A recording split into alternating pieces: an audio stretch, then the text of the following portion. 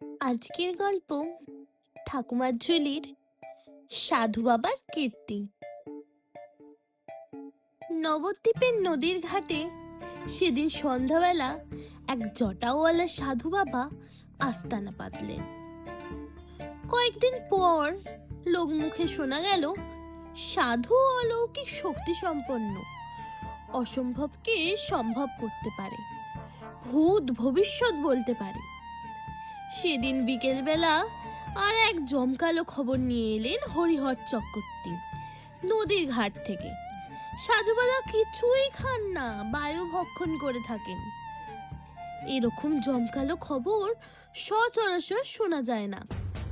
আশ্চর্য, সাধু বাবা কিছুই খান না। নান্টু চক্রবর্তী অবিশ্বাসের ভঙ্গিতে বললেন, তা কি হয় কখনো? শুধু বায়ু ভক্ষণ করে থাকলে ওরম গোসাই মার্কা চেহারা কিছুতেই থাকতে পারত না। নিশ্চয়ই রাতের বেলা কিছু খায়। ওসব ভণ্ড সাধুদের আমার চেনা আছে। রাতের বেলা নান্টু চক্রবর্তী আর নৃপতি বাড়ুজ্জে নদীর ঘাট দিয়ে প্রথম 2-4 দিন ঘোরাঘুরি করলে, অবশ্য দূর থেকেই। কিন্তু সাধু বাবা এভাবেই বসে আছেন, খাওয়া দাওয়া দূরে থাক, নড় নরণচরণ। অবশ্য রাতের বেলা দেখতে হলে সাধু বাবাকে দেখতে হবে 20 হাত দূর থেকে। 20 হাত পর্যন্ত গন্ডি কাটে থাকে, ওর মধ্যে কারো যাওয়ার উপায় নেই। একমাত্র 2-1 জন বিশিষ্ট শিষ্যরাই রাতের বেলা সাধুর 20 হাতের মধ্যে যেতে পারেন। তারাই সাধুর বাবাকে পাহারা দেন। কিন্তু 20 হাত দূর থেকেও স্পষ্ট দেখা যায়। একদিন সন্ধ্যে থেকে নান্টু চক্রবর্তী আর নিপুতে বাড়ুজ্জে রাত ভোর পর্যন্ত লক্ষ্য করলে, কিন্তু খাওয়া দাওয়া কিছুই দেখতে পেল না। সাধু বাবা কিছুই খেলেন না, খেলেন তো না বটেই, জায়গা ছেড়ে পর্যন্ত উঠলেন না। পরদিন বুড়ো শিবতলার বটগাছের নিচে আসর জমল খুব। নান্টু চক্রবর্তী বললে, সাধু বাবা সত্যি অলৌকিক শক্তি সম্পন্ন। রাত্রিবেলা কিছুই খান না তো বটেই, এমনকি জায়গা ছেড়ে ওঠেন না পর্যন্ত। অতএব বুড়ো শিবতলার আসরের সকলেই সাধু বাবার ওপর সাংঘাতিক ভক্তি বেড়ে গেল। নান্টু চক্রবর্তীর মতো নাস্তিকও সাধু বাবার সাংঘাতিক ভক্ত হয়ে পড়ল। নিপুতি বাড়ুজ্জে প্রথম প্রথম সাধু বাবাকে নিয়ে খুব ঠাট্টা করত, কিন্তু সেদিন পরখ করে আসার পর থেকে সাধু বাবার ওপর বাড়ুজ্জের ভক্তি বেড়ে গেল। সাধু বাবা কারোর সঙ্গে কথা বলেন না, শুধু মুচকি হাসেন। সে হাসি খুব মিষ্টি। সাধু বাবা একবার শুধু তেঁতুলতলার বিন্দুবাসিনীর দিকে চোখ তুলে অনেকক্ষণ তাকিয়েছিলেন। বিন্দুবাসিনীর স্বামী বাসর রাতে স্ত্রীর গহনা নিয়ে চম্পট দিয়েছিল। বড় দুঃখী বিন্দুবাসিনী। স্বামী আর গহনার কোনো পাত্তাই 10 বছরে করে উঠতে পারেননি। তা সাধু বাবা যদি দক্ষিণী বিন্দুবাসিনীর দিকে একটু দয়া দৃষ্টিতে তাকিয়েই থাকেন, তাতে কারো কিছু বলার নেই। অমন মহাপুরুষের দৃষ্টি কখনোই কুদৃষ্টি হতে পারে না। নিপুতি বাড়ুজ্জে শৈলেন মণ্ডলকে বললেন, মণ্ডলের অমন মহাপুরুষের নামে যাতা বলো না। চন্দ্র সূর্য এখনো উঠছে, জিভ খসে পড়বে। শৈলেন মণ্ডলের মুখ দিয়ে আর কোনো কথা বেরোয় না, মাথা পেতে নিয়েছে। তখন সাধু বাবার মাহাত্ম্যের কথা গ্রামে গ্রামে ছড়িয়ে পড়তে খুব বেশি দেরি হলো না। নবদ্বীপের ঘাটে দর্শনার্থীর ভিড় বাড়ল। শুধু কি আশেপাশের গ্রামের লোকের ভিড় তা নয়, শহরের লোকেরাও ঝাঁকে ঝাঁকে আসতে শুরু করলো। সাধু বাবা কোনো কথা বলেন না, রোগের ওষুধপত্র দেন না, শুধু মাঝে মাঝে মুচকি হাসেন। এই মুচকি হাসি দেখার জন্য এত ভিড়। সাধু বাবা কারো কাছে পয়সাও চান না, তবু গাছতলায় সকাল থেকে অজস্র পয়সা পড়তে থাকে। সাধু বাবা স্পর্শও করেন না, শিষ্যেরাই গুনে বেছে তুলে রাখে। দেখতে দেখতে নবদ্বীপের ঘাটে মন্দির গড়ে উঠল। সাধু বাবার বাইরে বসে থাকতে ঝড় বৃষ্টিতে কষ্ট হয়, তাই এই মন্দির তোলার ব্যবস্থা। সাধু বাবা সিদ্ধ মহাত্মা, জাগতিক কোনো ইচ্ছা বা অনিচ্ছা নেই, শিষ্যদের ইচ্ছা পূরণ করেন মাত্র। দর্শনার্থীর ভিড়ের জন্য নবদ্বীপের মতো অজপাড়াগাঁও ইতিহাস প্রসিদ্ধ হয়ে পড়ল। সবচেয়ে আশ্চর্যের বিষয়, সাধু বাবা কিছুই খান না, বায়ু ভক্ষণ করে থাকেন। নবদ্বীপের নদীর ঘাটে নতুন নতুন নৌকা ভিড়তে লাগলো। বহু দূর দূরান্তর থেকে সাধুর দর্শনের আশায় যাত্রীরা দলে দলে আসতে লাগলো, কারণ এই কলি যুগে আসল সাধুর অভাব খুবই।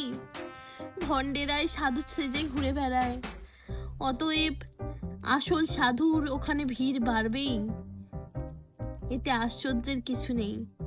কিছুদিন পর খবর পাওয়া গেল তেঁতুলতলার বিন্দুবাসিনীকে শ্বশুরবাড়ির লোক এসে নিয়ে গেছে। 10 বছর পর তার স্বামী নাকি বিদেশ ঘুরে শহরের বাড়িতে ফিরে এসছে। মেয়েরা বললে সবই সাধু বাবার দয়া।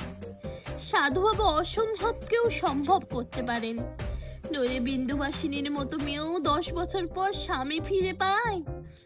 বিন্দুবাসিনীর ভাইরাও এখন নতুন জামা গায়ে দিয়ে ঘুরে বেড়ায়। সাধু বাবার দয়ায় বিন্দুবাসিনীর বাপের অবস্থাও ফিরে গেছে। নবদ্বীপে শিবতলার আসর যেদিন জমজমাট, এমন সময় বটুক গড়গড়ি এসে বললেন, তোমাদের সাধু বাবা কিছু খান না, তা আমি মানতে রাজি নই। আসরের সবাই খড়ম নিয়ে বটুক গড়গড়িকে তাড়া করতেই বটুক গড়গড়ি আমতা আমতা করে বলল, আমি কি বলেছি তোমাদের সাধু বাবা ভণ্ড? তবে উনি বায়ু ছাড়াও আরো কিছু খান। সবাই সমস্বরে চেঁচিয়ে উঠল, তার মানে তুমি কি বলতে চাও বটুক? বটুক গড়গড়ি ভ্যাবাচাকা খেয়ে বললেন, মানে তোমাদের সাধু বাবা মদ আর গাঁজা দুটোই খান। নান্টু চক্রবর্তী ঘোর আপত্তি করে বললেন, কেন বাবা বটুক, ও কথা বলছো কেন? সাধু বাবা স্থান ছেড়েই ওঠে না, কখন গাঁজা খাবেন, কখনই বা মদ খাবেন। বটুক গড়গড়ি বললে, আমি ভুল করিনি, শহরের সুরি পাড়ায় তোমাদের সাধু বাবাকে বেশ বদল করে আমি মদ খেতে দেখেছি। সুরি পাড়ার মোড়েই আমার পানবিড়ির দোকান। আর গাঁজার কথা বলছো, সেদিন সাধুর এক চালাকে শহর থেকে গাঁজা আর নতুন নতুন গাঁজার কলকে কিনে নিয়ে যেতে দেখলুম। আমার দেখা কখনো ভুল হতে পারে না। শিবতলার সবাই মিলে বটুক গড়গড়ির মাথায় চাটি মারলে, বললে, অমন সিদ্ধ পুরুষের নামে নিন্দে তোর করতে ভয় লাগে না? যিনি ধ্যানের জায়গা ছেড়ে মলমূত্র ত্যাগ করতে ওঠেন না, তিনি যাবেন সুরিপাড়ায় মদ গিলতে? বটুক গড়গড়ি এত মিথ্যে কথা ধম্মে সইবে না। বটুক গড়গড়ি সেদিন শিবতলার আড্ডাবাজের হাতেই 12 আটি চাটি খেয়ে মনক্ষুণ্ণ করে বাড়ি ফিরে গেল। একদিন রাত 2টোর সময় বটুক গড়গড়ি নান্টু চক্রবর্তীতে ডাকলো, নান্টু ভাইয়া বাড়ি আছো? নান্টু ভাইয়া বাড়ি আছো? নান্টু চক্রবর্তী ভেতর থেকে সাড়া দিয়ে বললেন, এত রাতে কে ডাকে? বটুক গড়গড়ি বললেন, আমি নেবুতলার বটুক গড়গড়ি গো। নান্টু চক্রবর্তী ভেতর থেকে বিরক্ত হয়ে বললেন, এত রাতে গড়াতে গড়াতে এখানে এলে কেন ভায়া? বটুক গড়গড়ি বললেন, একবার বাইরে এসো না। অতএব নান্টু চক্রবর্তী গায়ে কোটটা আর শাল চাপিয়ে বাইরে বেরিয়ে এলো। নান্টু বললেন, কি ব্যাপার?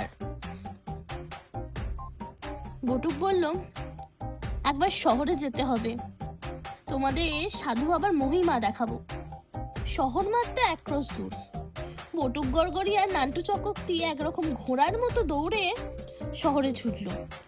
রাত তখন 2:30। একটা যাত্রা গানের আসর। বটুক গড়গড়ি দূরে দুজনের দিকে আঙুল দেখিয়ে বললে, একজন তোমাদের গায়ের বিন্দুবাসিনী আর একজন তোমাদের গায়ের সাধু বাবা।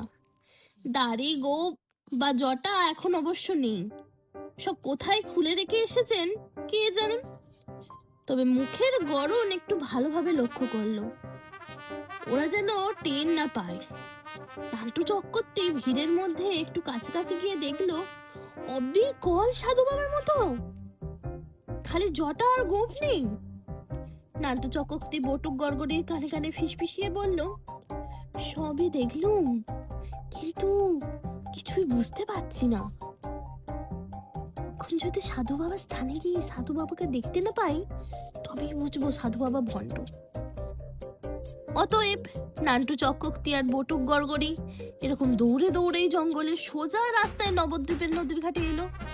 সাধু বাবার স্থানের দিকে তাকিয়ে নান্টু চক্রবর্তী বললে, ওই তো সাধু বাবা যথাস্থানে ধ্যান করছে, যাকে দেখে বললাম সে অন্য লোক। বটুক গড়গড়ি বললে,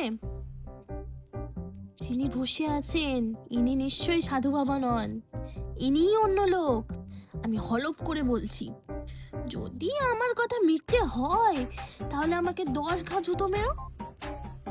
অতএব বটুক গড়গড়ি আর নান্টু চক্রবর্তী গুটি গুটি পায়ে সাধু বাবার 20 হাত গন্ডির মধ্যে ঢুকে পড়ল। সাধু বাবার চেলা ত্রিশূল হাতে নিয়ে ঘুমোচ্ছিল, নইলে কিছুতেই রাতের বেলা 20 হাতের মধ্যে ঢুকতে দিত না, ত্রিশূলের খোঁচা মেরে তাড়িয়ে দিত। নান্টু চক্রবর্তী আর বটুক গড়গড়ি সাধু বাবার আসনের কাছে এসে দেখলো ওখানে সাধু বাবা নেই। সাধু বাবার বদলে একটা মাটির মূর্তিকে গেরুয়া কাপড় জড়িয়ে বসিয়ে রাখা হয়েছে। নান্টু চক্রবর্তী আর বটুক গড়গড়ি তাদের কাছে সাধু বাবার কীর্তিকলাপ দিনের আলোর মতো স্পষ্ট হয়ে উঠল।